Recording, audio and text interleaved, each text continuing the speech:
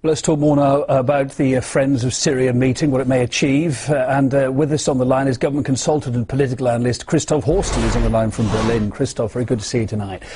Mounting reports that foreign military intervention could follow today's gathering. How likely do you think that is? Just let me say this to take the word of your able reporter. With this kind of friendship, Syria needs no enemies. It is very clear that what happens in Syria today is breaking any law, any international charter, the Charter of the United Nations. There's gross interference. If they talk about whether they should, militarily act in Syria, well, they are doing that. NATO is doing that right now under the table with the help of some corrupt Arab states, unfortunately with the help of our dear NATO friends Turkey. So that is a very bad situation. We are lying our teeth out. We are telling the people we are not engaged in military action, but in fact we are doing that, we are guiding them. There's a German spy vessel off the Syrian Mediterranean coast, and they found turrets of a Syrian warship pointed directly into their face because they were, as the Syrians say, guiding German forces on the ground. Secret forces, of course, but they are killing anyway, and that is the situation.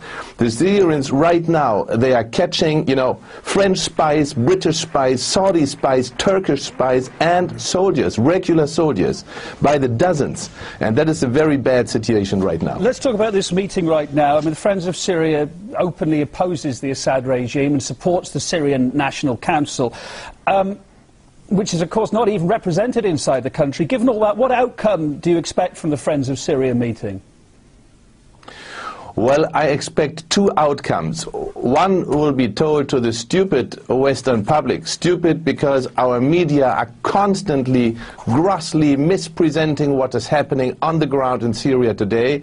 They are always, calling the shots on one side and not on the other. They say the government is killing so and so many people, but they don't say how many people are being killed by a terrorist-like opposition, an armed opposition. This has nothing to do with a credible democracy movement inside Syria. So the outcome will be one on the table. On the table there will be warnings. On the table they will be making steps ahead towards more sanctions. Of course they will need, Russian and Chinese support. I'm very happy to hear, as ashamed as I am as a German, that we are taking part in this bad policy towards Syria. I'm happy that Russia and China are not taking part in this very ugly conference, and let me say, they will be making advances, but under the table they will reassure themselves that the secret war going on against Syria, which is not so secret in fact to anybody watching closely and watching objectively, that this is going to be reinforced, but that will be under the table and not discussed openly. We're expected to hear tonight after this conference, Christoph, that they're going to recognise the exiled opposition as the legitimate representative of Syrians seeking peaceful democratic change. But do they really represent the feelings of the majority of Syrians? Yeah, that's another one of these dirty jokes. In fact, what we face here is some kind of, prefabricated agenda.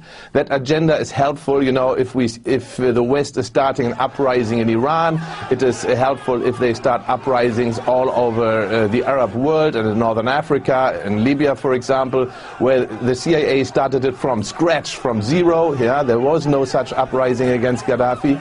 And then they, further it with international lies and Western media propaganda. And now they are trying the same agenda on Syria. But as we notice, everybody in the world who is watching closely notices that this kind of agenda simply doesn't work here.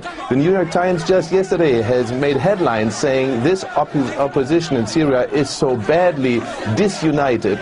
They are so much, in trouble with each other inside this opposition that there is no real thing we can do, NATO can do politically right now. Christoph, final thought, well, we've got 30 seconds. The US has made it clear it doesn't rule out giving arms to the Syrian opposition, which of course is also backed by Al-Qaeda. Now, if this were to happen, how dangerous a scenario would that be?